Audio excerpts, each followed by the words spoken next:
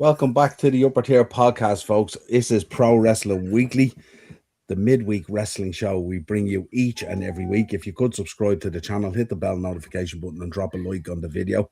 It is going to get stranger tonight. It is all about things, and we are going to be talking about Raw. We will touch a little bit on Wrestle Kingdom as well with Tanahashi retiring. We will have a quick look ahead to SmackDown 3 Stages of Hell, and we will, what else have we got on the cards tonight? We'll be talking about the guys that didn't arrive. We'll be talking about Unreal Season 2 coming up, mixed kind of ideas about it and stuff like that. We'll also be talking about, I'm going to give you all 9 managers to pick from if you could choose your own manager. We're going to be talking about WWE's rankings of their stars. Just 1 second. I'm going to get these hounds out of here. Oh, good. Lads, I didn't realize Sean's turned up at your door, Niall. The manager section is going to be very, very straightforward for me, and I think maybe you as well, Dave. I haven't seen. He has a list of 9 managers. He said, and I think it's going to be straightforward. Let's see. Yeah, it should be fairly straightforward. Barry, what's the crack? Daniel, what's the crack? Shadden's in the house. Absolutely. We're also going to be talking about the greatest WWE superstars ever. There's a listing there that should generate some interesting comment as well. Yeah, sure, shouldn't it? And we'll talk about everything in between as well as we always do. But we was off. I was going to start off with Raw. It's up there on the panel. He's caught up, but he will be with us hopefully next week. We will see some content from him this week. We should get a Wrestle Kingdom review and a Tanahashi retirement video, which will be interesting. Dave Kelly's in the house. Big up, Dave. Hope you are good, my friend. Sharon's in the house. Love you, Sharon. Hope you're good. And returning back from parts unknown, the man who I thought I was going to have to put his image on the side of a milk carton at one stage. Daniel is back. Dan, how are we? Hope you're good, my friend. But before we get into this, we need to have a conversation about if it would only go forward. These 2 bald fucks. not these bald fucks. these 2 bald fucks that we need to have a conversation about. Talk to me, Bren, about these 2 epic Raws, not to be missed, break the walls. All this kind of absolute fucking this there should be a law against putting this shit out on social media, shouldn't there? And then not delivering. It's false advertisement. Niall, the other day, it was 2 days ago, I bumped into a lad I used to do a wrestling radio show with in 2006. You'll know what I'm talking about. And we had the same conversation. This is balls at this stage. It's and here, listen, Adam Pearce. I love Adam Pearce, but break the walls down, and then like. Nothing. And I did a short on the channel about Jericho. I started with Jericho's coming back, if you believe the hype. And I think I said in that video, I'm 90% sure that Jericho's coming back because I don't trust the WWE.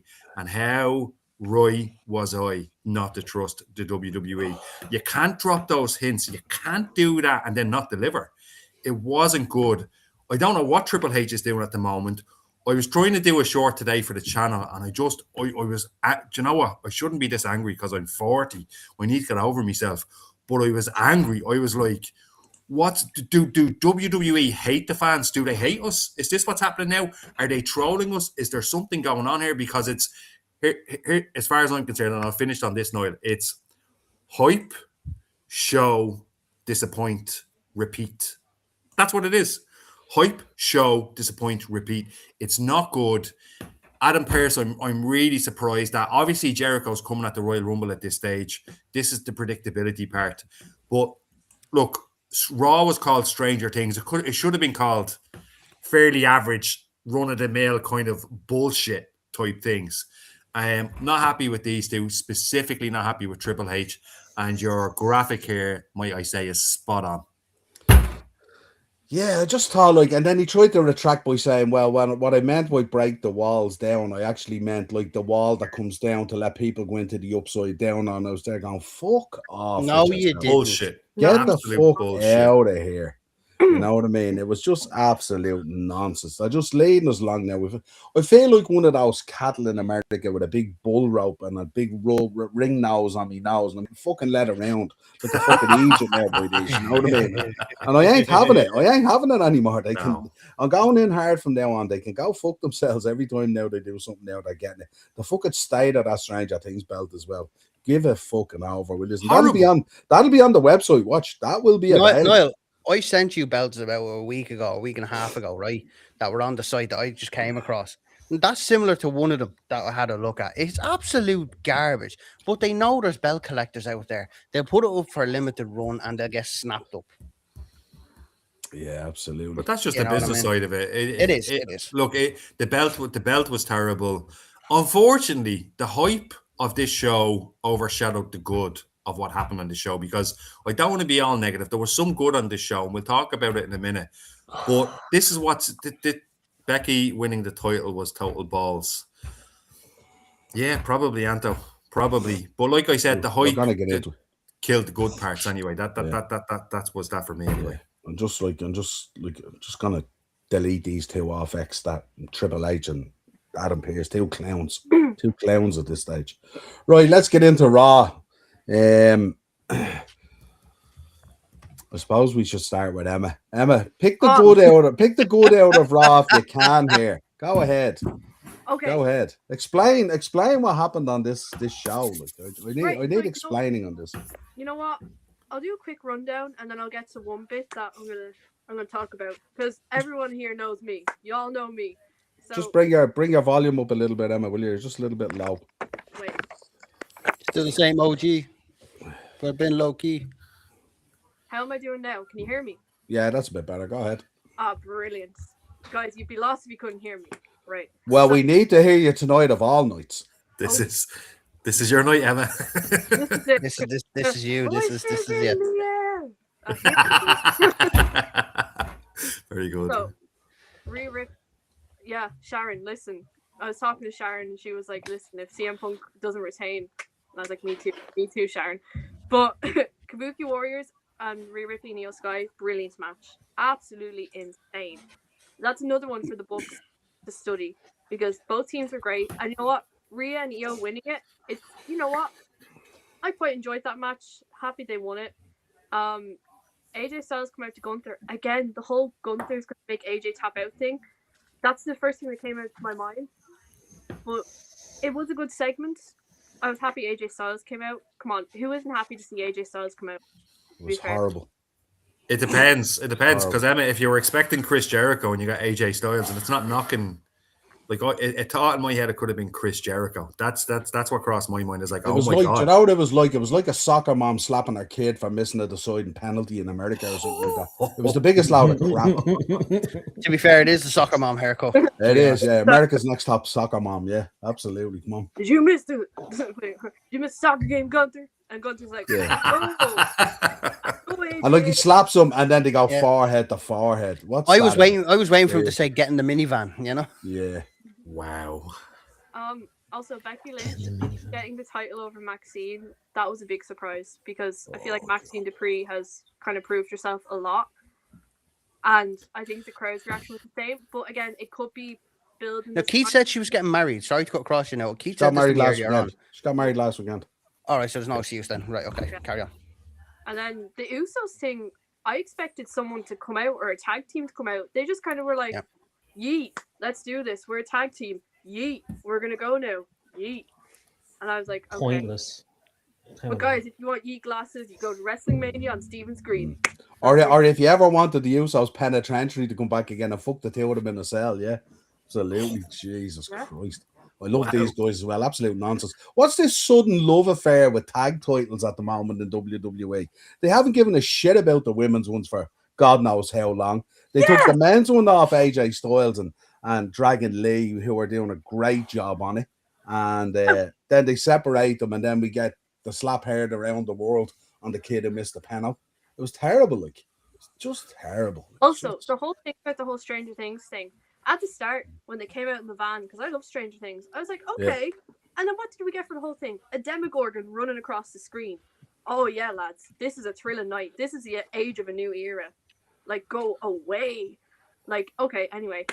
Not even. We didn't get a cast member. We didn't even get a cast member via fucking satellite. We didn't get it. We didn't get it. We didn't get a fucking run in. Yep. We did. We got absolutely. It was a merch push. It was a merch push. They pushed a load of shit out there. And I tell you, Corey Graves did a brilliant intro on it as well. It was really cool. Like, you know what I mean?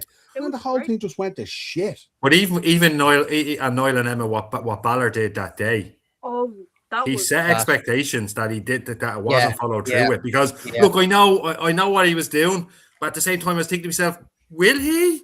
All we seen him was walking in. We just seen him walking to the arena, and that was that. We didn't even get to see him for the rest of the bloody show. Bad. Anyway, Emma, sorry. Yeah, guys. No, I'm joking. I'm like AJ Styles. You guys cut the crap now. I'm doing my promo. I'm doing my promo. Cut the crap now. Good accent. Shut up, Gunther. And then Gunther's like, you know AJ. Anyway, so Raquel Rodriguez coming in and attacking Stephanie Vaquer.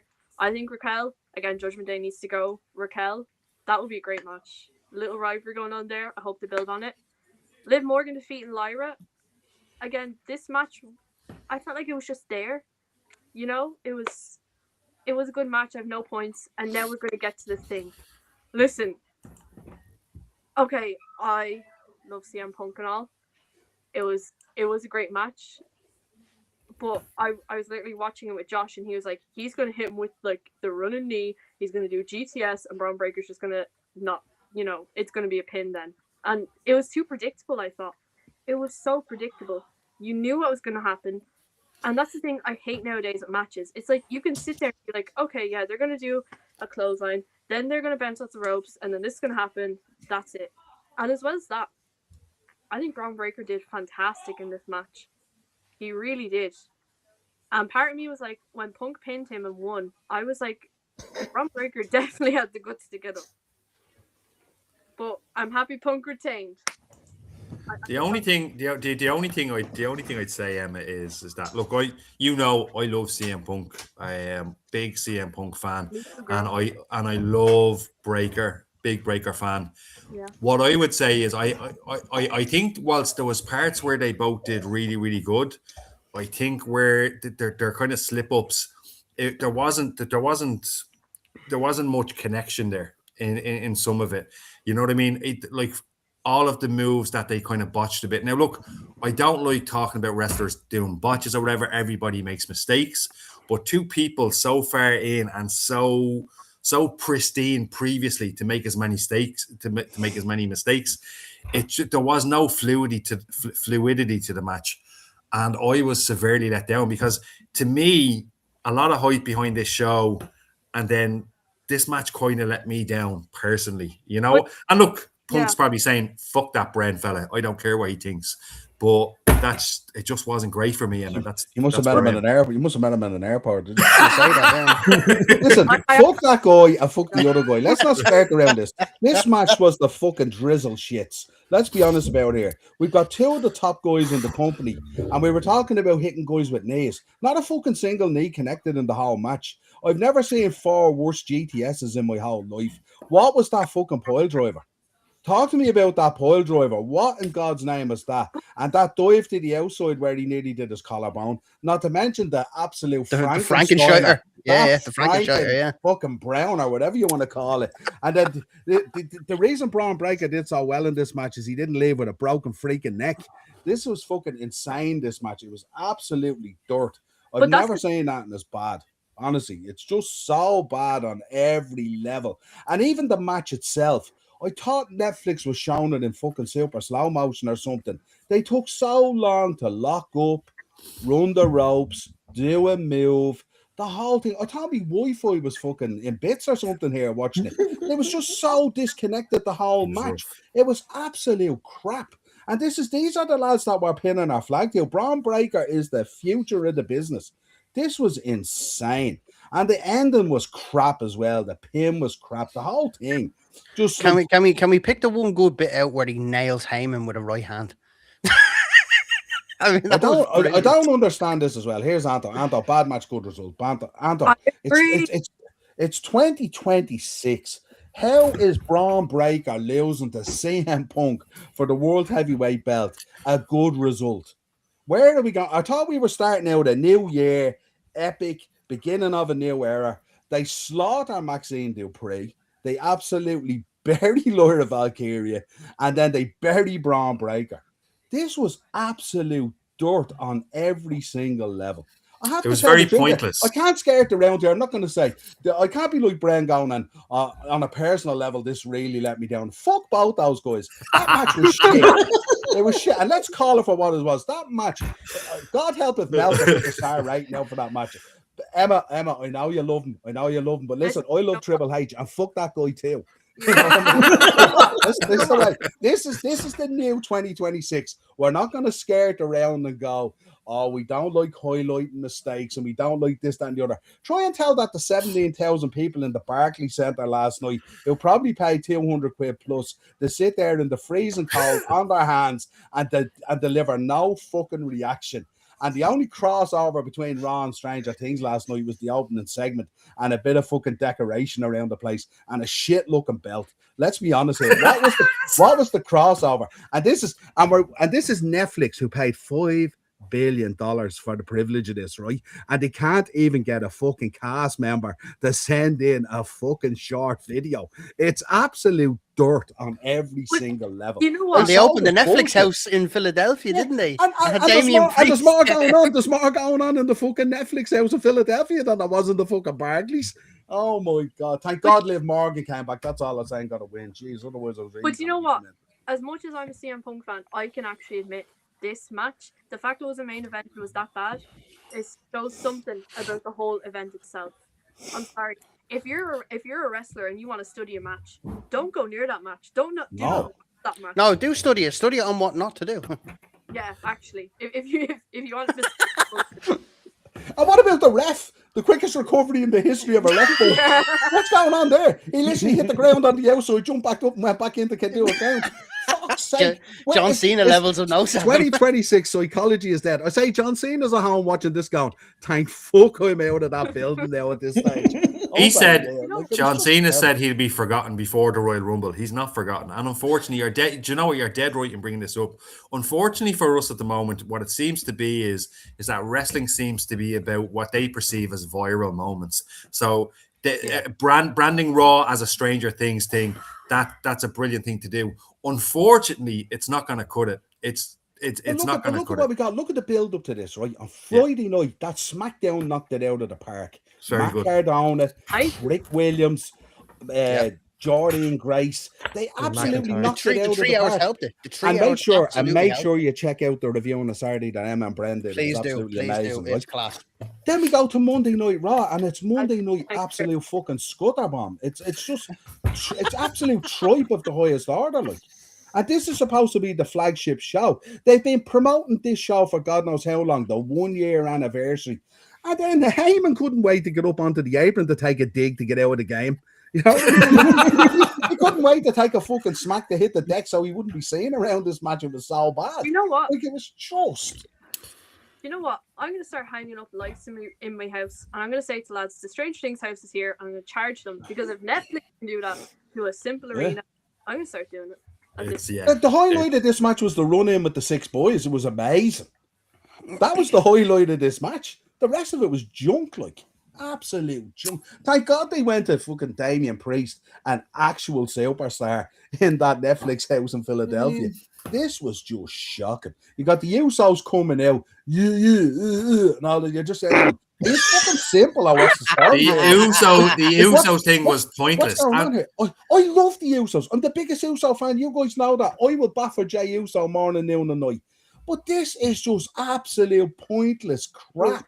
And they dropped the segment, a very important segment, in my opinion. Yeah. Can we speak about that? No, we're going to be talking about that now in a minute. I'm not finished yet. That's getting slaughtered as well. Don't worry about that. That is fucking absolute disgraceful. That lad should Camden has noticed straight away. He's already dead to everyone after that.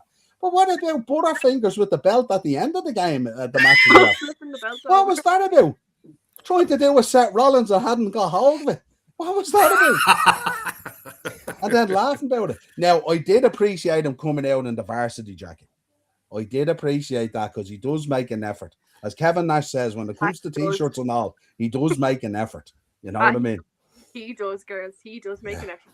Yeah. But that's who wants to talk about Javon Evans signing the contract during the commercial break? Getting cut. And I love Jay Uso, but I'm not buying a phone off Cricket Wireless. Fuck off. Really not. You know what I mean? Well, what did you think, Dave? Sorry, Emma. Of what? The Javon Evans thing being cut. Oh, here, let me talk to you, right? Let me talk to you. Fuck Cricket Wireless. Fuck ads, right? It's on Netflix. There shouldn't be any poxy ads for a start. And another thing, like Niall, I could give a fuck. Cricket doesn't exist over here.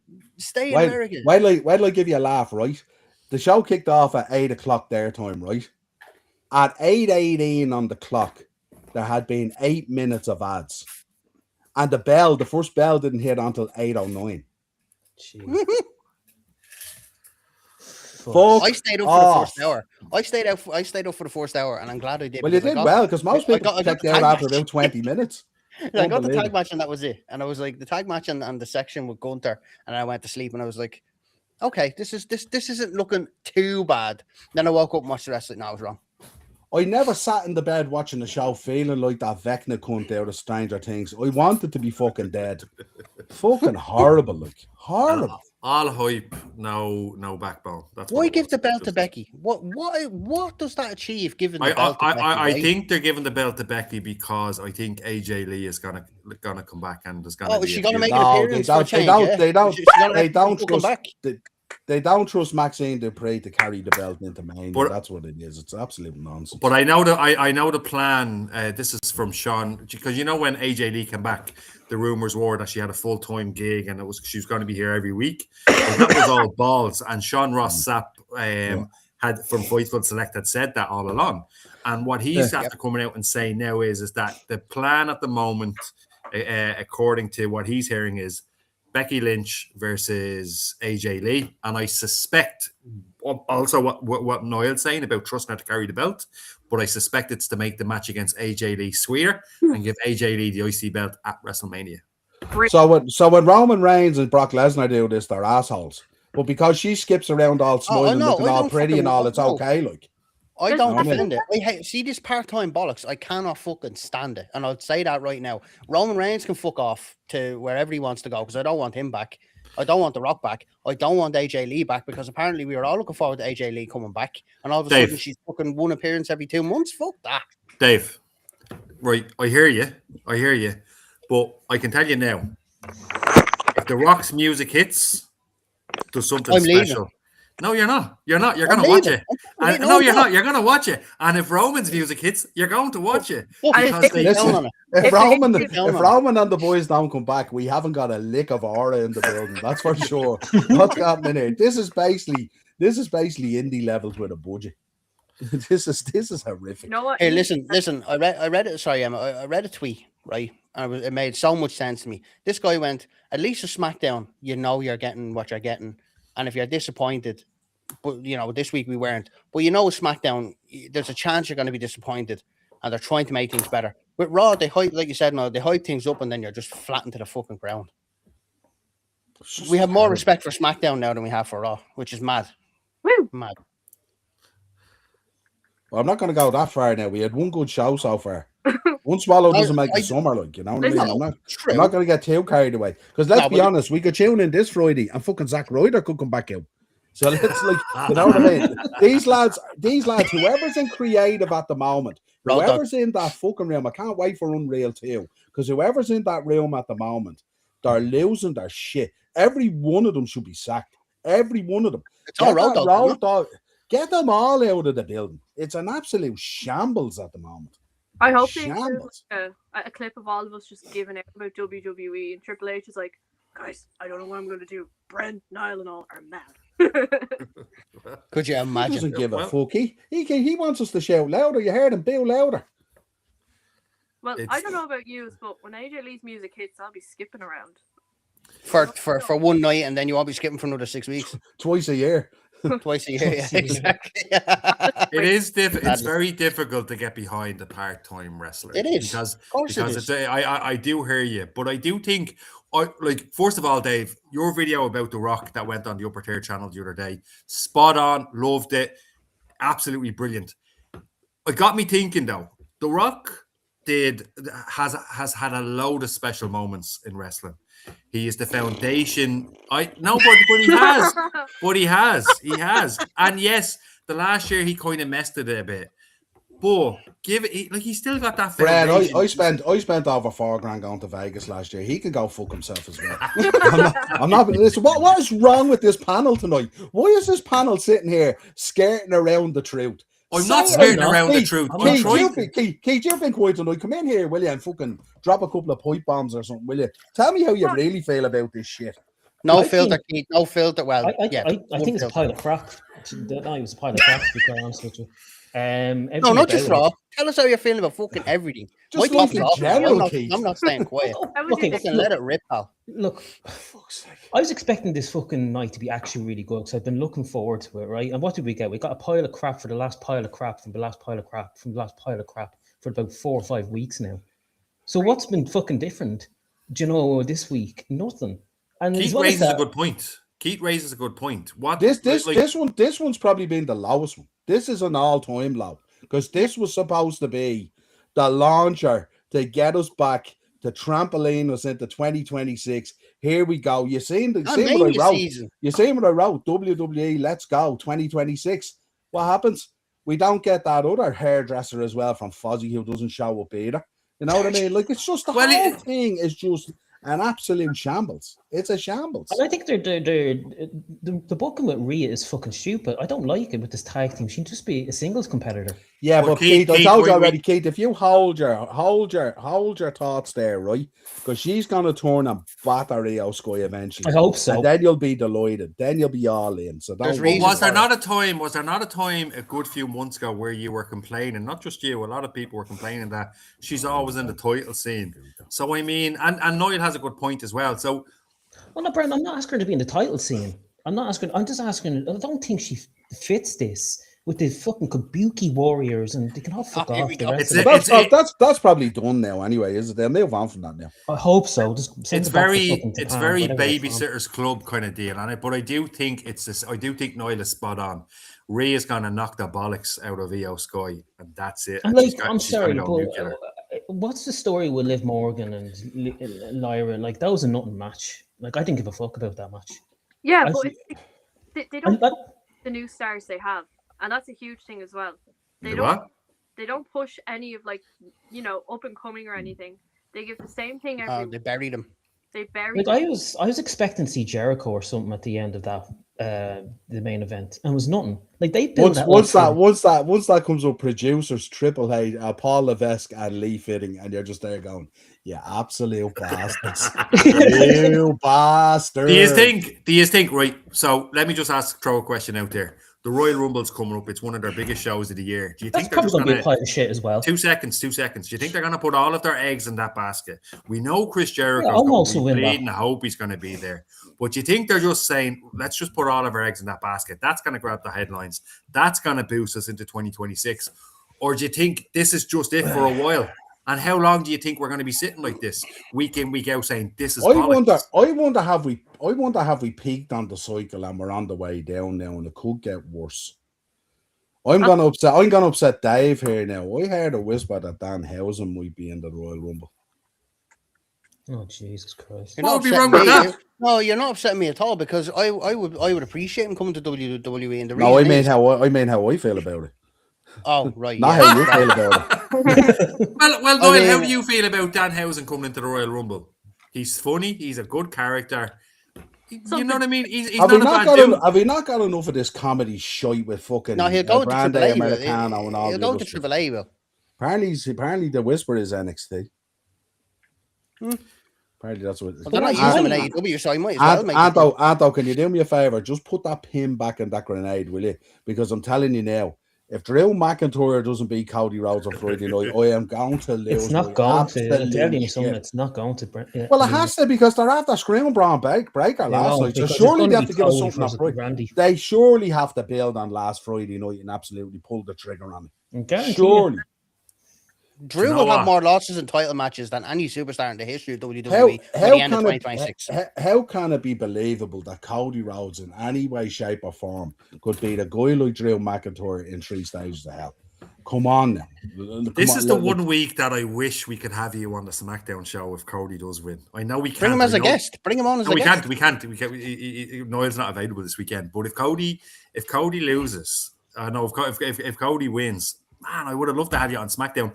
I actually think Cody is. Well, you're probably going to say me because I'm tempted to do a watch along because it's in Dusseldorf. I'll be on for that. So it's on at 7:30 on Saturday evening. Yeah. Or Friday evening. Alrighty, let's do it. So that may happen because do you know what? I'd be more upset if I didn't actually watch it live and Drew did win. Yeah. Because I just want to go in hard on the comments. I want to see us all fucking cry in the comments. Tears flowing out of my fucking laptop. It's the whole. I'm not going to cry because I tell you, Cody's winning on Friday. Like it or lump it. And you can record this part. Cody is winning on Friday. That's it. So I'm looking forward, and it's not done. It's not done. Cody is a great leading man. We'll talk about this another time. Kate, we need to bring back Bob Backlund or something, don't we? Need to go real old scale where couldn't hurt. Bring back Hacksaw. Can I just before we go on to the next thing? Can I just say something? The CM Punk and Braun Breaker thing. They built it up so fucking well. I thought I really enjoyed the build up to it, but it was such a fucking play full of piss at the end of it. Do you know what really annoyed me as well? Do you know what really annoyed me? And I don't know if you noticed it, the way Braun Breaker was working. He was working very soft and very safe around Punk. Do you think that was something he was told? Or do you think that was I don't know. I think it was maybe just kind of being careful. He was probably told, listen, don't go out there and cave this guy's rib cage in. We're 3 months out from Mania. And he is the world heavyweight champion and you're not getting the belt. So like even when you see the runs and the spears and the kicks and all that kind of stuff, it was very soft. It wasn't like when he hit Ice Show speed and upbended him. And when he does that run around the ring and he upbends lads, it was very, very I thought he worked Punk very, very soft. I thought he held back, and I thought that's what made it look a little bit hokey as well. You know, so I don't know. Let me know what you think. Before we move on, any positives from Raw? No. Yeah, Paul Heyman got clocked. No, any positives, genuinely. I thought the women's tag match. The women's tag match was positive, yeah. I just hope Stephanie, of course. I thought Liv back picking up the win was good, and I thought it was good for both her. I seen the funniest tweet on Liv's walk to the ring, and it was when she spit her gum out. There was a comment underneath that said 5 lads tore their ACL chasing after Liv's chewing gum. Absolutely. Cody to win to set up Rumble and WrestleMania. Cody to lose it then. No, he's going to lose it to Roman Reigns at WrestleMania. That's what's going to happen. We'll see. I think Anton might be onto something. I'm just going to touch briefly, lads, on this Wrestle Kingdom because Sean Mack is going to do a show on it. But I'd just like to wish Tanahashi all the best in his retirement. He's been a phenomenal 100%. Athlete for years. And it was great to see that lineup that was there and that lads made the journey over as well. It just goes to show. And when you're seeing the boys all coming out and the respect and all, and you can see when you see a send-off like that at a show like Wrestle Kingdom and a retirement, I put a tweet out about it the other day. If you really want to know how real pro wrestling is, go back and look at that final segment with Tanahashi and what it meant to those guys coming out and stuff like that. Even to see Niall coming out and stuff like that. And, you know, they were really holding back the tears as well. This was getting real emotional as well. And great to see Ospreay there and obviously Switchblade and all and Kenny and all. These are guys who have had a big part in his career and stuff like that. And it was absolutely, it was just amazing, you know. And there's times in this sport where, you know, the world kind of stands a little bit still, where pillars of this sport retire. And Tanahashi is certainly one of those guys. So I just want to mention, I know Sean will do some good stuff on it. What a match as well. Yeah, a match fitting. And listen, do you know something? Probably Okada's best work in 3 years since he's gone to AEW, to be honest. I have to say. That's because he does it. That's because he It's funny when he wrestles tonight in NJPW. He's just a different aura about him. He has, because I think obviously he respects NJPW more than AW because that's where he came from. It's Japanese culture. You always have to have the highest respect and give everything. But like to see Tanahashi wrestle like that and retire, I'm like, no, we want one more year. And I did like Io Sky as well in the ring with the tip that had him as well, and I like the fact that Corey Graves brought it in on commentary as well. I thought it was really nice as well. And so Finn did a good tribute as well, because obviously he's wrestled absolutely. Wasn't there, was he? Balor, you know what I mean? So no, I don't think so. But it was great to see it, and it was a great send off. We won't dwell on it too long because Sean Mack will do a good job in it. I'm not going to dwell on this too long, except to say the man on the right with the beard has to win, and that's the way it is. And you're all just going to have to accept it. It's happening. So we might do a watch along. We'll put it up there in the next day or two if everyone agrees to do it on Friday night. I'm down. It should be. You can count me in now. So cool. Well, then we're doing it then. Are we? We're doing it then. So I'd say it up. I think it's kicking off around. Is it kicking off around 8 o'clock? Is it? It's 8 o'clock. Anto told us last week on the 7 so p.m. We'll go live then about 6:30 or so, and we'll have a chat about it and stuff like that. And we'll be all here to watch that Power Court waterfall of tears come flying out through my laptop as the big Scottish warrior there lifts the title finally. So we'll see what happens. You'll get a live reaction from an actual Scottish fan as well. Because she's over there. She'll be watching. Your missus, your wife, she'll be Debbie. watching. She'll be fucking watching. She doesn't miss it. She doesn't miss a Drew match. Not for the fucking life. I was going to talk about Drew McIntyre over the last few weeks and the level that he has brought it to. I think has been absolutely phenomenal. Unreal. The burning of the picture was fucking brilliant. And the fact that Cody couldn't go near him as well was very, very good. The way he was leaning over the ropes, when he done that, I was like, you prick. But I love it. Yeah. and the thing about it is, how can you go into the depths of hell like that and go so personal and then you don't deliver, then you lose in the 3 stages of hell match? I'm not sure. It's amazing they don't do many of these matches, isn't it? 3 stages of hell. When was the last time they done one? Like it was years ago, wasn't it? It was something like that. Austin, 3 stages of hell.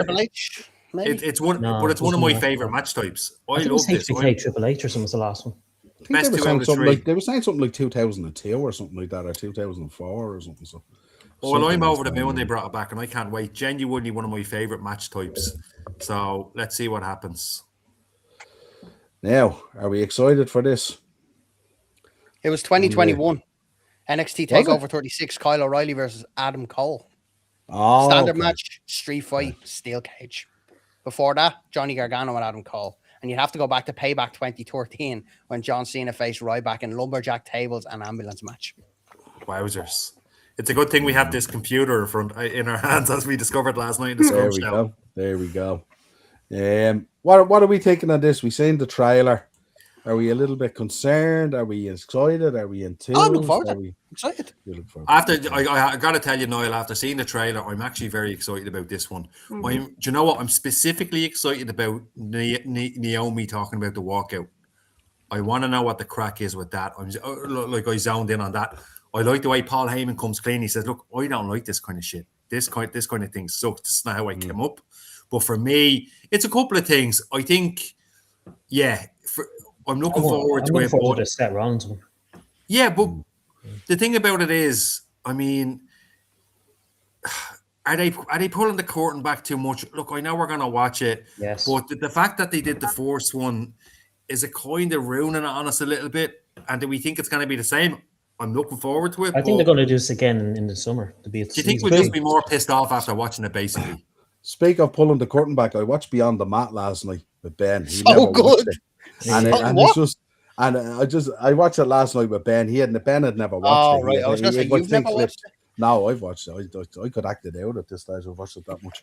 But I think that's when they ripped the curtain off the show, really, Brendan. They back then, Beyond the Mat, like, you know. So, Jake, if you watch that documentary, if anybody hasn't seen it, watch Beyond the Mat. But Jake the Snake doesn't come across too well in it. So to see Jake the Snake today as how he is versus how we seen him in that, what a comeback. Probably the greatest. He's still alive, let's be honest. Watch the documentary, The Redemption of Jake the Snake. It is phenomenal, by the way, if you haven't seen it. Incredible, but yeah. What did Ben think of it? he loved it, but he was a bit open-eyed by it as well, because it was like it's so dark and it's so like I love draws in it. he kept on looking over to me going, how did you begin liking this stuff? You know what I mean? Like he says, this is so out there. He says, it's absolutely insane. He says, he first of all said, why would anyone want to become a professional wrestler? All this, he was going. And I said, well, it's not like that now anymore, Ben. It's very, very different now. Yeah, when you look at it was interesting. Like all pro wrestling. Yeah. But you want to see, you want to see when the Terry Funk stuff was happening and the footage from Japan and the death matches, and then the ECW stuff in his last show and all this. And Ben's going, the fuck are these guys doing? These are all men. Like, what are they doing? Like, and all this. Just, I said, Ben, they can't let go. And then he says, and that was Terry Funk's last match. I said, no, he was wrestling 3 months later. I says, I'll say it now in a few minutes. I said, they never retire, Ben. They only retire when they're put in the dirt.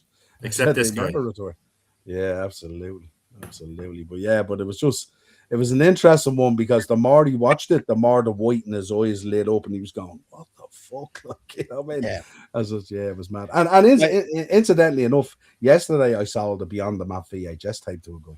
So it was interesting. Brilliant. It was an interesting kind of parallel to it, Emma, as an up-and-coming wrestler, somebody who's training, right, with Fight Factory Pro Wrestling, yeah. What do you think of the Unreal thing? Now, I know you're at the start of it all, or in the middle of the start of it all. What do you think of the Unreal thing? Personally, you know what? I'm even, as everyone kind of knows, like my sister, she's only 11. She loves huge wrestling fan, big wrestling fan. I know at this rate, and I wouldn't even let her watch it. I don't even watch it, to be honest, because I feel like it takes away. To be honest, I'm not a fan of the whole thing, and I wouldn't really watch it, to be fair. I feel like it takes away, like, I don't know, like, the magic of it. That's what they want. It just, I know it's not, but it feels like another money grab from Netflix. The thing about this, Emma, is there's going to be more like this in the future. Exactly, and like that's the thing I hate, because I feel like it takes away the whole. We all know it's whatever. Not really everything, but there still has to be that kind of magic there. Sure. And I just don't agree with the whole thing. But it's like Copperfield showing us how we made the Statue of Liberty disappear. We don't really want to know. We just want to keep the magic there. And I think a lot of people are like that. But yeah, interesting. Yeah. I suppose it comes in waves, doesn't it? Because you had the court. I'll close on this because I know you want to get into the next one. But you had the curtain call. Which started all of this, right? They all hooked in the ring, supposed to heels and faces. Then you had Beyond the Mat, which tore it back even further. Because then you had Austin and The Rock with mixed kids and stuff like that. And you had it really like, oh, the real people are being shown here. We don't want to see that. We only know them as Stone Cold and The Rock. But and all this. Did you find out more about the John Cena retirement thing in season? Oh, 3? You will. But I think once Facebook became mainstream, that was part 3 of the wave where now it's really going to die out. This is it. Kayfabe is really going to get killed and it has by social media. It really has. But I think we've just come acclimatized to it now, where we've literally just gotten used to it being all over social media, that it's become part of it now. We've just gotten used to it. We've adapted to it. Well, we're live on YouTube. Look at the moment watching WWE is the equivalent to being a Manchester United fan. You know what I mean? The management keep changing around. It doesn't really matter. It's a bit messed up. Decisions are being made. What the fuck is that decision for? It's like being a United fan. But look, we'll talk about that at the football show on Thursday. What do you got for us there, Niall? Yeah, absolutely. This one, the greatest WWE superstars ever. And of course, speaking of part-timers, there we go. If there was ever a superstar that brought part-time to a different level, but there we go. So what do you make of this list that they put out there? Do you agree? Anyone missing? Happy. Anyone who should be on it? Of course you're happy. I'm not going to. You what? I'm not going to say nothing. It's all subjective. Look, it is. It's all subjective, because like people are going to have these superstars at different points. But whoever the fuck's list this is, put Shawn Michaels at 7. Give yourself a slap with a mirror, will you? Crack it over your head. You're not seeing things Dave, straight. I hear you, and I agree with you on this. But what the first thing that came to my head when I look at this, what metrics is this individual looking at? Because if we're going to be looking at metrics and all the metrics in terms of how a wrestler is measured by, John Cena should be top of the list, and it's not even close. Merch, popularity, longevity, one company, done it all in one company. It's not even close in terms of what metrics are you measuring it on, and that's my opinion. You measure it different. Do you reckon Triple H at 8, the metric was his fucking booking and his creative and stuff like that, as opposed to his wrestling? No, like I agree with you, Brian, but I think Stone Cold's a bigger star than John Cena. But he's not. He's not. Because hang on a minute. But how is he? Keith, you go to the middle of Beijing or Azerbaijan and you ask who Stone Cold Steve Austin is. Somebody might know who he is, but I tell you what, they definitely not know who he is. Of course they know who he is. No, but they wouldn't. They wouldn't. He's in Fiji. Well, no, but Keith, they wouldn't. How would they drink beer? Do they drink beer in those countries? Maybe not. I don't know. No, but John Cena is a megastar. He's global. He's films. By the way, his films are box office. They're not the Condemned. The Condemned are straight to DVD. John Cena is box office. He has been on Chinese television. Not that that's a bit. How the fuck do you know he's been on Chinese television? He speaks because Chinese. He had to apologize. He had to apologize for recognizing something. But the point I'm trying to get at is, and look, I'll die on this hill. Niall, all of our Chinese viewers out there. Another hill you're dying on, yeah. Okay, Brendan. He's not that many hills in the last year. But hang on. You're telling me Steve Austin is a bigger star than John Cena in 2026? You are on crack. Overall, he is. Yes, he is. He's not though.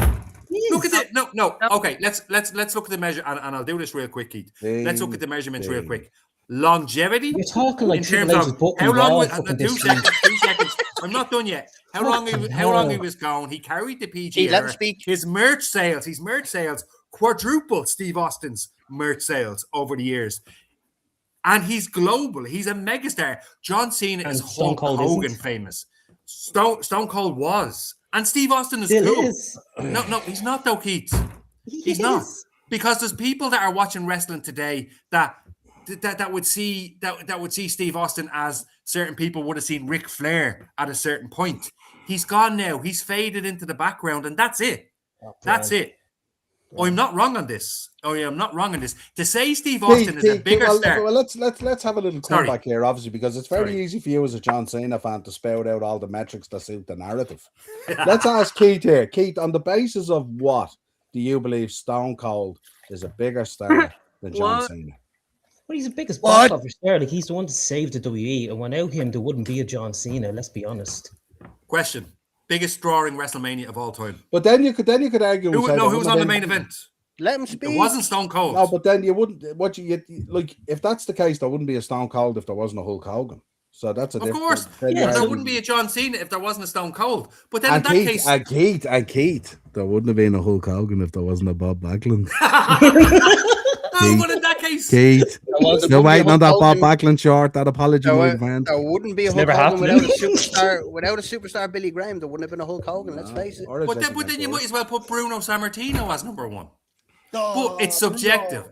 Keith, it's subjective. I understand your point of view, but I just think objectively, if we have to look at it and look across the board, and Niall, you're right as well. Look, it's easy for the John Cena guy to say John Cena's number one and spread out the metrics. I understand that, but I just think objectively. No, I just wanted to get Keith's point. Why does he think Stone Cold would be bigger than John Cena? And it might be that Keith, in his personal opinion and how he loves wrestling, Stone Cold meant more to his wrestling fandom than what John Cena did. And that's fine if that's your argument. I'm not disagreeing that John Cena shouldn't be up in the top 5. He should be. You 100% agree. Don't backtrack now. You disagree with Brad. He's not bigger than Stone Cold. That's just my opinion. He's not. I don't know. I love most people on this list, bar the one front and center. Listen, Dave Kelly even said it in the chat. Everyone knows I'm not an Undertaker fan. Okay, let's put that out there. Okay, yeah. There is an argument for the Undertaker Well, based on. hang on a minute. Can we just clarify this? When has this happened? Just explain to me all the people this guy has put over. Yeah, all the 21 of them that never got put over. I'm his biggest fan. 30-0, 40-0, 80-0. You put Brock over, or you didn't even know he was doing it. No, Brock put himself over, and then he turned around, and a year later he bitch and moaned about it. Well, they didn't really give me a choice. When all the Undertaker fans turned on him and said, "You fucking wet wipe losing the Brock." Yeah. Look, I think the Undertaker's number one on that list because of the loyalty to the brand and all that. But that's not. I don't think that's a good enough measure stick. No, it's not. The guy doesn't even wear the trousers in his own fucking relationship. Never mind the WWE. He's the Did you look on Raw when they flashed up the podcasts? Yeah. Did you see the graphic for the 6 Feet Under podcast? Go on, remind me. Yeah. Did you see the change to the graphic in the 6 Feet Under podcast? I didn't notice it. What is it? Yeah. Oh, really? Yeah. I didn't notice it. Well, go back and look. Go back and look. What is it? It's basically Michelle McKill's podcast now by the looks of things. Yeah. Jesus. He's bent over and he said, "Right, love, you take the handles here." I'll tell you. And ever since she was brought in, I knew that was the way it was going. He has been her bitch since they got married. Would you say that to his face? I should have when the 30 seconds was available to me. We would, but we'd run. That's okay. We wouldn't have to. We just have to walk faster than he could with his knees. You get a nice few million off him if he hit you with a crack, though, wouldn't you? those new legs that he's after getting, ridiculous. Right, let's have a bit of fun. It's been a horrible show, so let's. It's just been tough. Oh, being a wrestling fan. Well. Look, now that you've put this slide up, I have an issue with this slide. Where's Bobby Heenan? Where's Jim Cornette? Hang on a minute. Oh, here we go. You and Corny balls. This is the one. This is the one. This is the one thing I have to explain about this, right? Right. You guys all seem to think this is a democracy. This is not a democracy here, right? This is high level communism here. I produce the slides, so I produce the narrative. If anyone on here wants to start producing slides, go right ahead. Take over from me. I'm dying here with the flu. I shouldn't be even doing a podcast, but I'm here. Unlike the Undertaker, I show up every time. There you go. Right, so you have a choice. Now listen, it doesn't have to have been just from this list. You can pick whoever you want. This is just the graphic that I robbed off some kill dude off Twitter. And I thought it'd be cool to bring it into the show. You know? He got off. I thought you made the slides, Niall. I thought you made all these slides. I do make the slide, but I don't necessarily own the content. Shout out to whoever that guy on Twitter was who put this together. Well, shout out to Google Gemini where he put the specifics in. But MVP for fuck's sake.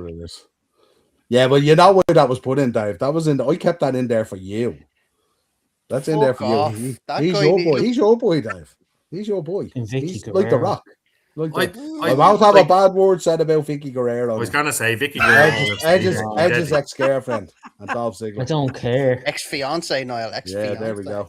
Well, given the fact that Emma, who would you pick on that slide? Like, because you're the only one that's going to be in the ring in the next few weeks. Yeah, if you walk out of that FFPW curtain, like Brent said, who is stepping out of curtain before you and raising their arms while you walk through? Pick one from the Pick one from the 9 and pick one that's not in the 9. Yeah, good idea. What do you think? Okay, from there, I'll pick Stephanie McMahon. Okay. Nice. Yes. Come back to me about the one that's not there. But okay. Yeah. Alright. Who else wants to go? Pick one that's not there and one that's there. Each of them. And in the chat as well. If you're in the chat, who do you want? Who would be your manager? Choose from either of those 9 or one that you'd want yourself. Well, for me, this is very straightforward for me. Bobby the Brain Heenan. When you brought this up at the start, it was Bobby the Brain Heenan was the first guy to come into my head, right? And secondly, Vicky Guerrero, especially if I was a bad guy. I've also another. That's where I'm going with this. I've another layer to this as well. You have to tell me whether you're heel or babyface. So Heel. Well, in the two that I picked, I'd be a bad guy. If Yeah. I was a good guy, the only realistic one I could go with is Miss Elizabeth or Jimmy Hart. But I'd probably lean towards Miss Elizabeth, to be honest with you. Teddy Long? No way. Hold player. on a minute, player. Mm. Careful, Niall. You get put in a tag match with the Undertaker. Oh, yeah, versus the Wyatts. Come on, man. Come on. Versus Kardian Cross and Ron Cena, yeah. Jesus. What a year, Road dog 2025. crying in the trailer about R-Truth getting Keith, released. Would you Keith. lick me out, man? Yeah, Keith, who you going with? I'm torn between Paul Heyman or William Mooney, to be honest with you. I don't know. Who's William William Mooney? What's his name? Those are Paul acting Heyman. all smart now. Yeah, you can't call them their government name. Yeah, don't be dropping the IRS return here. Come on. He's fucking Paul Bearer, yeah? William Moon. I would have taken Percy Pringle. Yeah. You don't see Emma coming on here talking about Phil Brooks now, do you? No, Better decorum, Keith, yeah? right. Sorry, Paul Bearer then. Don't get all indie on us, Keith. All right. I'll probably go for Paul Bearer. Okay. Oh, yes. And who would you like that's not on the list? Jimmy Man with the Tenet. tennis racket, yeah. Dave? For me, if I pick someone off of that list, it's going to be Paul Heyman, 100% as a heel. Okay. If it was someone who's not on that list, I'd probably go Sensational Sherry. Oh, that was my one. Yes, Great show. That's okay. Great show. And mainly because I love, obviously I'm biased because of Shawn Michaels, but I love them two together. What about Mr. Fuji? So did Sean. Mr. Fuji. I'm very surprised you would say that, Keith. But yeah, Mr. Fuji's not a bad shout. Manager. Emma, Great sorry show. to steal your your choice. I'm gonna go now, to be honest. No, you're all. We're not finished yet. The night is young. Who would I go with? If I was a face, I'd go with Elizabeth. And I think as a heel, I'd go with Steph. Yeah. I think so. And obviously an honourable mention out there. Do you know who I'd like to go with as well? I think I'd be one of those kill characters. I could pull off that Akeem gimmick. So maybe Slick. I think I could probably dance. I think I could probably dance down to the ring, big, hefty guy dancing around and stuff like that. Like people. I'm supposed you can say Jimmy Hart. You're a big Jimmy Hart fan, aren't you? I do love Jimmy Hart. I know, but like He's a bit irritating. He's a bit loud. He's a bit loud. Keith, I'm surprised you didn't choose Dutch Mantel. But Jimmy Hart also wrote Sexy Boy. Don't forget that. One of the greatest themes of all time. Yes, please.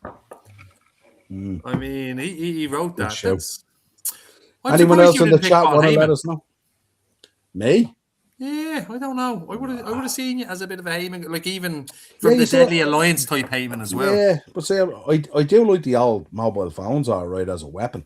The But Zach I Morris don't. thing. But I'm not. I have an appreciation of ECW, but I wasn't a huge ECW fan. I was an ECW fan around the kind of Benoit, Guerrero, Rey Mysterio elements of a Chris Jericho and all. I wasn't really like. Was that the back end of ECW? Not just the No, back end, but no, just the elements of the wrestling in it. I wasn't into lads carving each other up, and like I wasn't into like the blood and guts of it. Didn't really interest me. It was more the storytelling of the middle of it, the section of it that was kind of wrestling and stuff like that. I can appreciate it. I understand why people love it. I can fully understand why people are fans of like New Jack and Sabu and guys like that and all, Terry Funk, all those guys. I have a huge appreciation for it, but I was never a huge fan of it. I'm still not a huge fan of to this day. Like even last night watching Beyond the Mat and seeing Spike wiping the blood out himself with the towel, and your man having to tell him to wipe himself down because there's just blood pouring down him and all, and even looking at that, I was a bit cringe by it and stuff like that, So Keith, I have a question to ask you, and it's genuinely an educate me type of question, right? Apart from the Rock and Roll Express and Vader, why choose Jim Cornette? Give me, I genuinely want examples of who he's managed, because I when it comes to corny balls, okay. Honky Tonk Man, Rhythm and Blues, the Heart Foundation, to Techno name Team a few. 2000. Did Jim Cornette manage the Heart Foundation? Jimmy Hart. No, it's Jim Cornette. Oh, sorry, I thought you said Jimmy Hart. Jim Cornette. Yokozuna, yeah. I just think he's a fantastic Mantar. manager. Jesus, Mantor, yeah. Oh, yeah. Future Hall of Famer, yeah. There we go, yeah. You're damn right. I just think he knows the business. Like, if you listen to his podcast, I think he's brilliant with all the insight of everything he talks about. He's a Well, bit much, Keith. Yeah, he knows that business. If you own a DeLorean and you can hit 88 miles an hour, he knows that business. I was saying it to Dave. I love listening to the Territory Days when he talks about all that stuff. I think it's great. But then when he gives his opinion on today, I feel he's very, very dated. Like, he's not a big fan of Kevin Owens. But he's not wrong in a lot of ways, though, as well. How is he not wrong about Kevin Owens? Kevin Owens about today's wrestling. Like, it's very spot showy where it needs to be more storytelling in the ring. Well, I had to evolve. Yeah. Like, no one wants to see two lads in trunks battering each other with a Texas bull rope. Like Keith, you say that you love listening to him about the Territory Days, but you're not talking about the wrestling. You're talking about behind the scenes stuff. Yeah. Because I wasn't alive. I do. I'm a fan of Jim Cornette. I like Jim Cornette back in the NWA days and stuff like that now. But I think at times, the throwback to the territory system all the time and all is just a little bit overbearing. Like, you have to eventually realize that kayfabe is gone and it's not coming back. So. Oh yeah.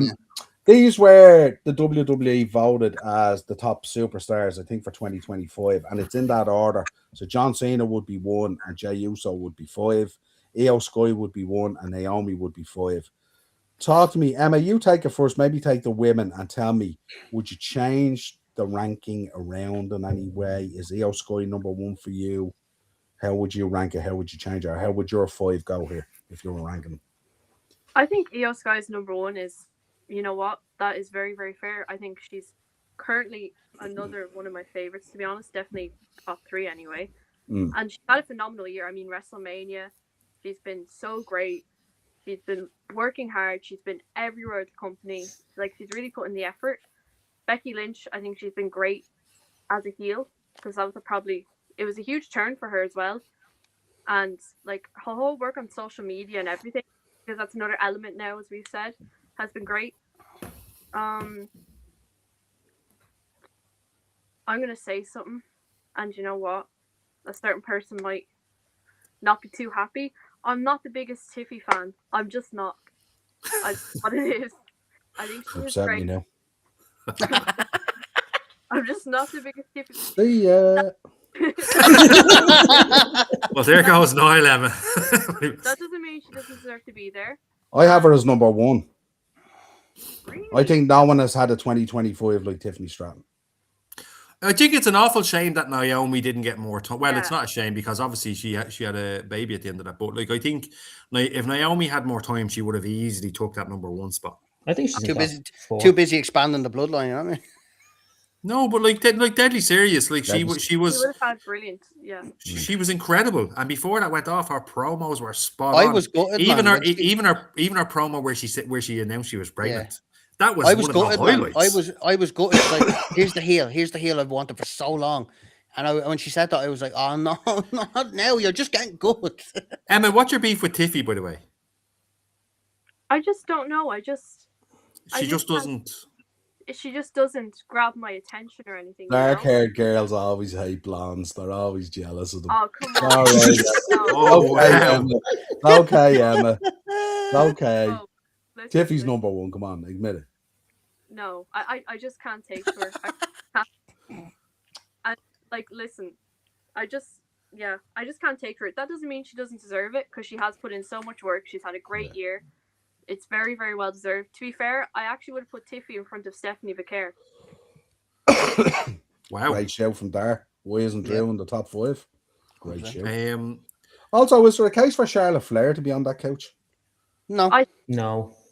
I think so. Yeah. I think she had a phenomenal turnaround. I thought she came in under a massive weight of hatred with the Royal Rumble and stuff like that, and I think she has turned it around this year in a sensational way.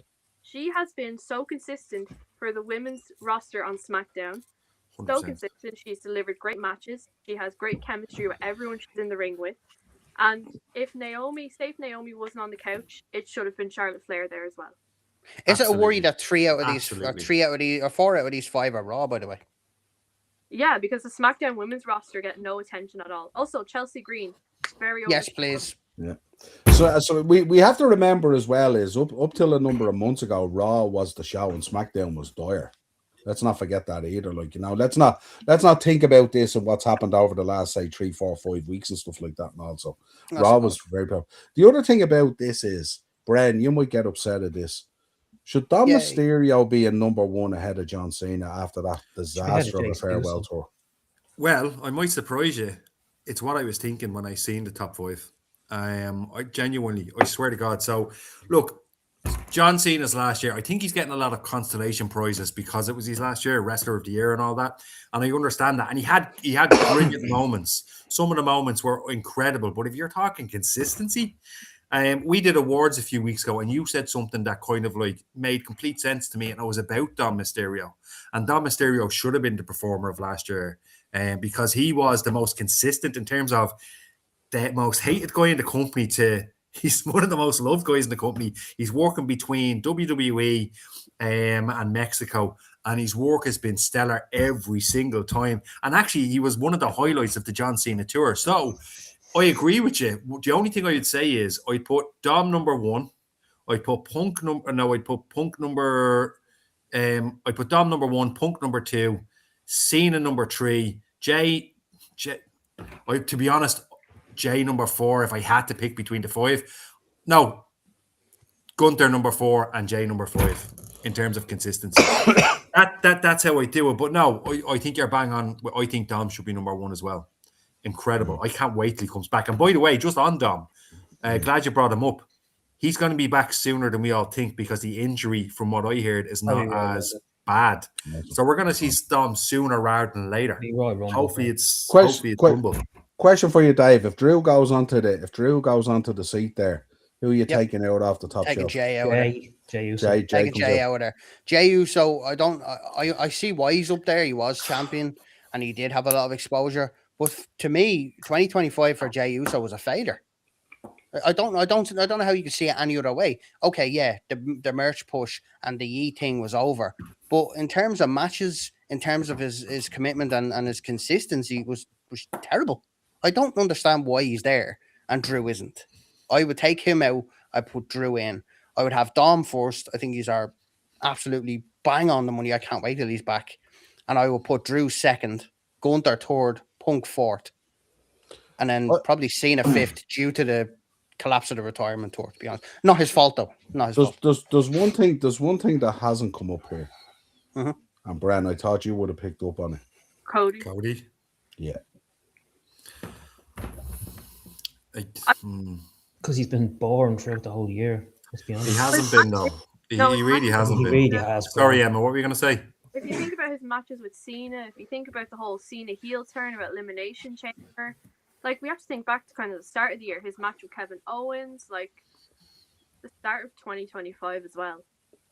You know, actually, replace Tiffy with Lash Legend. What? No, no. Anto, She was muck on SmackDown, like. Oh, not Last Legend's been good.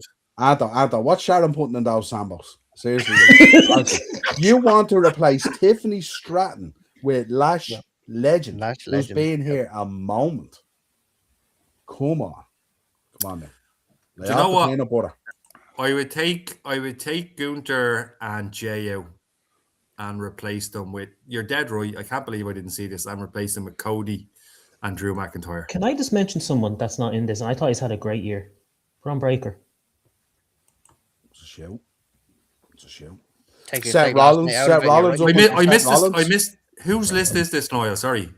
Is it WWE's? This is it's another donation graphic from our friends on the Twitter machine. No, but is it based on somewhere? Is it just based on? This is WWE's rankings. Oh, okay, very good. Okay, yeah. It's WWE's rankings. But that's a shout. Seth Rollins had a stellar year. Yeah. Those crutches. Like when you think about the moments he's created and the matches he's had, Punk, the Drew stuff, everything he's involved in has been absolutely amazing. As a matter of fact, I go as far as to say, like, Seth Rollins at the moment is probably the guy in there, and how much we miss him when he's not there. Yeah, now we take Seth Rollins because Seth Rollins is kind of like, you know, he kind of looks a bit like your next door neighbor, somewhat. Like, he's not jacked up to the heels and all that, but he goes out there and he performs at such a level. And it's only when he's not there. We take Seth Rollins for granted. He said it himself, though. phenomenal. He does he can do anything and everything. He's one of those wrestlers. Yeah. And I said it a few months ago, I said it on the show. We will view Seth Rollins in a few years' time how we view Shawn Michaels now in the 90s. Like, we view Shawn Michaels as one of the greatest of all time. That's how we're going to view it. If not, we're already viewing Seth Rollins like that. But Seth Rollins is our generation's, for want of better words, Shawn Michaels. Yeah. Yeah, I mean, there's a lot of debating to be done on this. It's weird, and it'd be interesting to see from WWE what do they use to I kind would of put rank Becky it, you know. fifth. That's just me. But you look at Gunther, and you look at Gunther in there at number 2 as well. I would go as far as to say I'm not the most massive Gunther fan in the world, but I appreciate his kind of style and the kind of stuff he does and the throwback to it and stuff like that and all. But I would, if I was Gunther sitting at home, I'd be thinking 2025 for me in terms of wrestling was a disappointing year. Because he had a really poor run with the world heavyweight belt. Then he disappeared off the face of the planet. Yeah. And then he came back, and what did he do? He got thrust into, you know. And look, 2026 is not looking too good for Gunther either. I don't think it is anyway. He looks so uncomfortable doing what he's doing now. I said it last week. I'll say it again. Gunther is not a comfortable man at the moment, and they need to do something quick if they want him to have a good year. Because they said, we're going to see why it all makes sense. It's not going to make sense. Gunther needs to shift gears ASAP yesterday. Sharon, he absolutely can. He absolutely can. When Edge was offered to streak off the Taker, he told him, no thanks. So you absolutely can. This like, don't be listening, don't be reading in. And see this. This probably comes from this John Cena nonsense where John Cena went, I just showed up and did what they told me. No, you didn't, you political beast. Get the hell out of here with that kind of It looks like he did, though, Niall. No, it kind of looks like he did. No, it looks like he did now, Bren, because it went to shit and he doesn't want to be associated with it. Bingo. How many pushes did he crush? How many superstars nonsense. Got buried and crushed by You Cena? take a guy who was in there 21 years, who made billions for the company and is arguably the biggest star they've ever had. We call him the GOAT. You think he has no pull behind that company? Not buying it. In that gorilla position? Not by a long stretch, I can tell you that now. That lad is fundamentally involved in everything he gets involved in. And for him to come out, I'm just a company guy, I just rock up and do what they tell me. You're doing your bollocks. You leave my Johnny alone. He's happy to take responsibility when it goes his way. Oh yeah, when it's tops and all, I mean? and it's a 6-star match and all that. Yeah, we knocked it out of the park. Me and him got together and we put it all together. When it goes to shit, he runs out of the fucking Cena stadium. and Brock. Not a word about that, was there? There was no award for Cena about the Brock match, was there? Didn't even sell those 6 F5s. Happy New Year, Mark. How are you? All right, Marky. And Emma, you look great. There we go. Yeah, but I would agree with you though. Tiffy is number 1, I have to say. 8 weeks of Pancake Tuesday. And they're selling flour and eggs in the shops. Mark, they sell flour and eggs in the shop all year long. Actually, yeah. Tuesday. They're actually selling Easter eggs in the shop at the moment. Yeah, it's mental, isn't it? God's sake, we haven't even reached Valentine's Day yet. Yeah. Haven't even. Anto, she disappeared because she got injured. She didn't disappear because she got hurt. She had a knee injury, Anto, go back and look at Tiffany Stratton's run all year, and compare that to Lash Legend. You talk about part-time wrestlers. Tiffany Lash Legend hasn't had time. Well, people stop talking about this girl disappeared. Like, this girl got injured. She got hurt. She didn't disappear. You know what I mean? I can understand, Anto's opinion based on seeing Last Legend since she's come onto the roster, but the period of time is too short. But how long is Tiffany Stratton gone? She's only gone 2 months, is she? She's only missed 2 months out of 12, wasn't it? Yeah, something like that. But the last couple of months in wrestling has seemed very long, Niall. Especially some of that. And the previous 10 months seemed okay.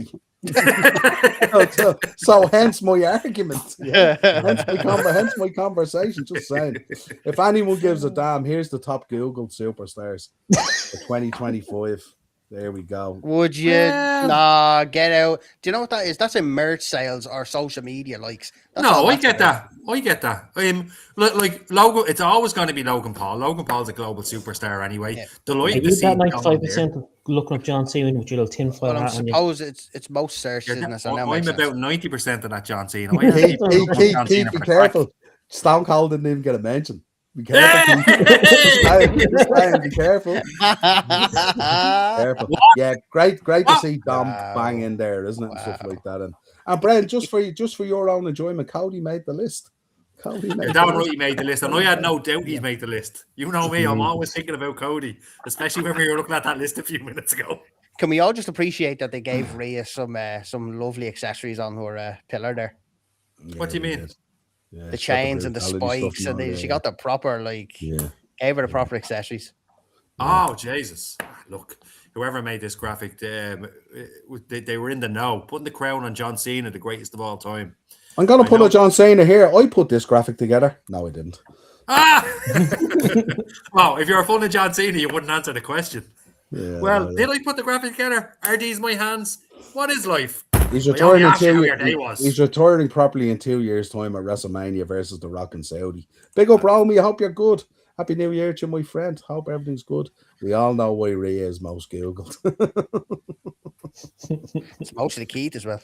Yeah. I know, she's a great superstar. Keith's a Stephanie good. Amazing superstar. Check that last hard drive. Yeah. VPN and all the way to Chile every night. There we go. VPN and all the way to Chile. I'm surprised you haven't learned Spanish. It's a Duolingo. It's the start of the year, something new to listen to. Did you not see his posting? Did you not see his posting from his presents for Christmas? He got that Spanish Rosetta Stone.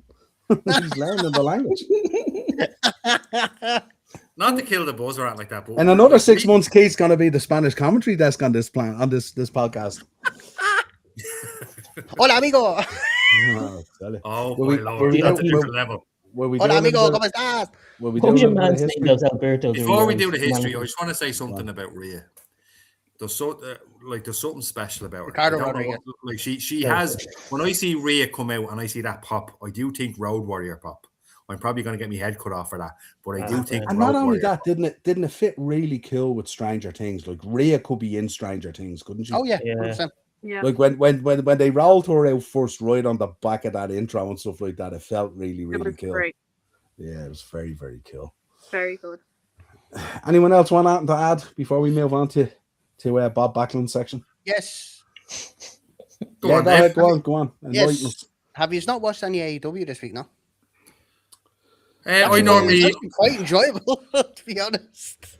To be honest, man, I use your weekly videos as my update. To be honest, and I'm guilty. No, that's not what I'm talking about. That's not what I'm talking. You're my AEW guy, and so I need to watch it a bit more. So that's my homework for this week. AEW, and maybe a bit of NXT. Maybe we could do with some Bren NXT. I don't know. Anyway, because he's not from Venezuela. I thought that was great, Dave. In my head, I heard yeah, and then I heard Bren NXT, and then it was just like mic drop, silence. Anyway, I'll shut up now. Mark says he used to Google Capital Carnage Jacqueline and he doesn't know why. Oh my God. Jesus Christ. It's going in hard, all right. Apollo Crews is still where is he? Yeah, he's still contracted, is he not? Apollo Crews still there. Yeah. Awful shame. What a superstar. A Nigerian drum match or something, him. What a roster member. What a superstar. Christ. I thought we were going to bring a bit of honesty in 2026, lads. Mark, I know exactly. Anto says, Mark, I know exactly what you mean. I'm trying to. My thing this year is because I noticed I was a bit negative towards the end there. I'm trying to see the positive in everything that I'm watching. Now, Raw has made it really difficult this week, but I am trying to see the positive in a lot of things. But it's not looking good for me. At least myself and then I have SmackDown this Saturday. Well, you're running out of hills to die on, aren't you? I mean, next week's thumbnail could be a load of hills with a load of tombstones or a load of headstones with your name on them at this stage. I can make that. And here's a question for you. What's your hopes for WrestleMania season? The way it's going at the moment. Who are you talking to there? Everybody? You, bro. No, you. At this stage, Keith, I'll just take a good Raw. My hopes for the next 12 weeks is that they continue pushing the tag divisions and that hopefully we have 2 new world champions going in, or a couple of new world champions going into WrestleMania, and they're not going to go in with the same old stick. I think a better question might be, Keith, after WrestleMania is done, how do we want to see Raw on the Monday? What's the picture we want to see on the Monday? Maybe we haven't got time to address that now. Maybe that's a question for halfway through WrestleMania season. When's Taker's husband returning? Oh, get my out of God. here. Jesus, get out of here. Oh, my God. Keith, that's your favourite man's wife. Bit of respect. Don't care. She's shy. She's not, though. She's not. Are you mad? She's very good. No, she's shy. She's a pile of gick, honest to God.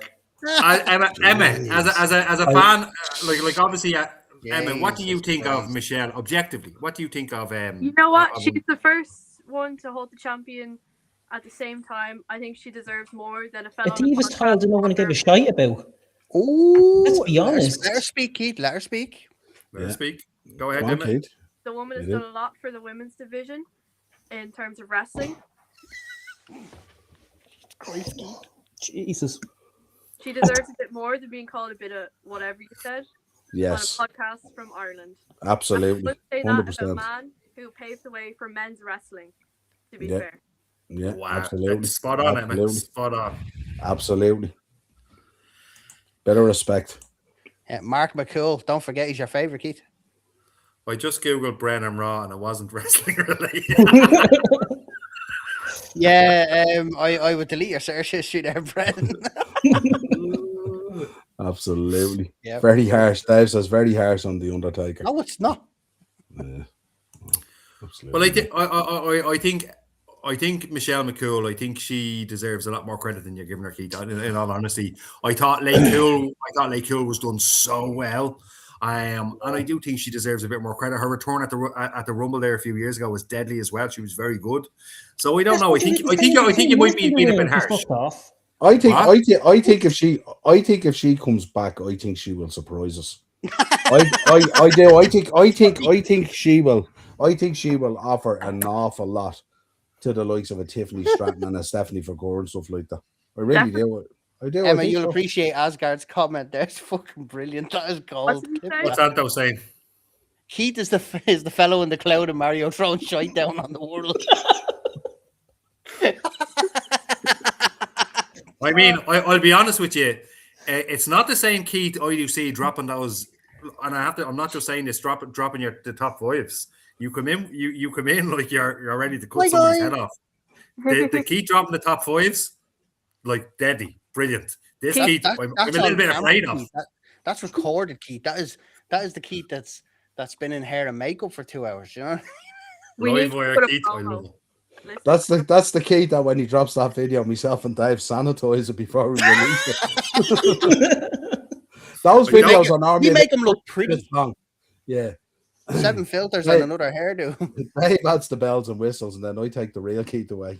There we go. No, it's true. No, I think on a serious note, I think she'd have an awful lot to offer that women's division. I think. I know there's certain things that people don't like about her, and you know the LFG stuff and all that kind of stuff and all, but and the I just podcast. can't And listen all to that. her on that podcast. She's god awful on that podcast. Yeah, but listen, the guy beside her ain't much better now. In fairness, is he? Let's be honest here. He To was be good fair, when he had fucking his friends he's with him. rehashing the same stories now the last fight since he started. But that's the problem, Bren. He has to because he's in the WWE. There's only so now. many times you can go And back he's to out that that he did boneyard that. match, you know. I will agree with Keith. Before it went WWE, the 6 Feet Under podcast was decent. It was very good with the other guy. The dynamic with the other guy Mark, was really wasn't it? good. It was Mark or something like that. Because he's in the WWE world now, he has to go and do the same spiel every week. And we all know the same spiel. Just Emma, Emma, come back, we love you. bookmark this for TikTok. Keith's just throwing Undertaker under the bus there. There you go. Emma, come back. Don't leave because of him. lads, you're giving me loads of content for another funny great. video. Let's say. Absolutely. Listen, I need to go back on terrible. TikTok because I need to see all this content. Hold on. I haven't been on Absolutely. TikTok in months. Oh, to Right, be quick bit of history and birthdays, and I'll get you out of here. Yay. Right. 2020, the most historic note from Wrestle Kingdom was the retirement of international icon Jushin Thunder Liger. After making his debut in 1984, retired in 2020, folks. What a career. Liger went on to wrestle across the globe as one of the standout junior heavyweights of all time. Absolutely. 1995, the Macho Man Randy Savage made his WCW in-ring debut, defeating Avalanche. There we go. 2002, WWF Monday Night Raw was held at Madison Square Garden in New York City. Famously remembered for Triple H's return, one of the most iconic returns in the business. Jim Ross, I think, was on commentary on the night. It was phenomenal. When they put up that graphic, Triple H returns next, it was phenomenal. And he was gassed to the gazelles. Just saying. 2012, TNA Genesis took place in Orlando, Florida. In the main event, Jeff Hardy retained the TNA Heavyweight Championship with a disqualification win over Bobby Roode. 2006, to celebrate winning the WWE Championship the previous night at New Year's Revolution from John Cena, Edge and his girlfriend Lita infamously put on a live sex show on Monday Night Raw with a bed set up inside the ring. The episode went on to be one of the most watched episodes of the year, and probably one of the most watched episodes in Raw history, I would imagine. 1991, Ric Flair defeated Sting to win the NWA World Heavyweight title in East Rutherford, New Jersey. With the win, Flair also became the first ever WCW World Heavyweight Champion. He held the title until he left WCW in July that year. Remember the jump. Notable birthdays. Speaking, Mark Hogan, of notable birthdays, Jacqueline, 1966 is our first notable birthday, and you didn't even know. 1964, Conan. 1983, the masterpiece, Chris Masters, a man who's an absolute gent. 1978, Tamina Snuka. One that left us, 1972, the year, same as myself, Brian Christopher, Grandmaster Sexay, Jerry Lawler's son. Buff Bagwell, 1970, and 1941, Abdullah the Butcher. And we rounded out with something a bit closer to home, 1921, Mick McManus. They all celebrate their birthdays this week. That's your notable birthdays in their history for the first week. Wow, 1921. 1920. Oh, my 1920. Lord. Way before Bob Backlund, Keith. Way before. Let's take a few. Sonny's getting railed in the comments. No pun intended, by the way. Wowzers. Did you see that thing the other day where they did a TikTok video of the female wrestlers with and without makeup? My God. And like all of them were pretty cool. And then it did the Sunny one and had Sunny looking like $1,000,000 when she was with Shawn Michaels or whatever it was. And then it goes her in the orange gear in the prison. Oh my God. And I thought like makeup was the least of the worries. Like it was insane. My favorite one of those types was when they did the lads as babies and lads growing up, and Arn Anderson just looked the same. Yeah. Had the beard. And there was another one where they said the women's wrestlers that are no longer with us. So somebody put Sonny on the left side. The comments were like, "Sonny's still alive." As a United fan, we've been through more managers than Sonny has wrestlers. Oh, God. Jesus. And DUIs. Sonny was passed around the locker room more than Andre's packing cards. Jesus. Do we not think that's a bit harsh? Emma's face says it all. It says what we're all thinking. No, but like actually, I didn't say it. But it's not. It's a bit harsh. The harsh. Yeah, It is. We wouldn't be coming on here saying that, you know. I think Absolutely. Sorry, the latest comment. OSW called Bob Backlund duckers. Jesus. Why are they calling them duckers? Keith has become a new member of the OSW. He's the president now. Yeah, absolutely. Well, listen, OSW are Irish, aren't they? Anyway, sorry, go on. Yeah. Not too sure. But yeah, listen, not the start we expected for 2026, but look, at the first show was in the bag anyway, so make sure you're liking and subscribing and checking out everyone's content as well. We will be back on Friday, hopefully, for a SmackDown watch along. Bren and Emma, no doubt, will be back for their Saturday SmackDown show, which is absolutely tops the moment. Dave will be hitting us up with his AEW flavor as he does. Please, hopefully. Key shows are continued to release and all the shorts, so make sure you're enjoying all the content, folks. And we will talk to you again real soon. Folks, cheers and Happy New Year 2026 here.